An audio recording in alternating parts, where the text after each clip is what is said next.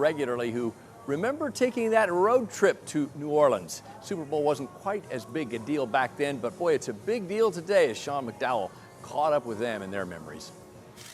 What did we eat down there? Fuzzy football memories snap into focus 50 years, that just seems unbelievable. when these frat brothers think of the Super Bowl. This trip was really a lot like the road trip in Animal House. Harv Parker is one of 13 fraternity brothers who attended Southwest Missouri State, who in 1970 set out to see the Chiefs play in Super Bowl IV on a wing and a prayer. We never plan anything.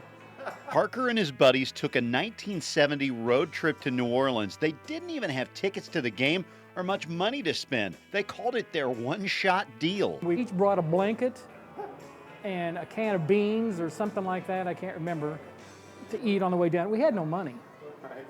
I, for one, had $0. The 13 guys packed into 3 cars, pulling an old camper behind one of them.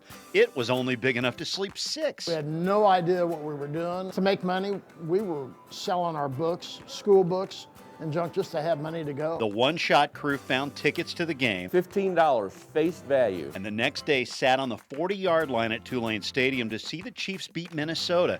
They had no idea it would be their only shot at a Super Bowl for so many years. It's 5 decades later, and most of the one-shot deal traveling crew is still with us, and they still get together for lunch once per week at Nick and Jake's in Parkville, where they trade old stories, many of which have come flooding back with the Chiefs preparing for a long-awaited return to the Super Bowl. It was a time that really we all didn't realize how much it was going to mean to us as we grew older. And now the Chiefs are back on the map, long after the road trip these guys took without one.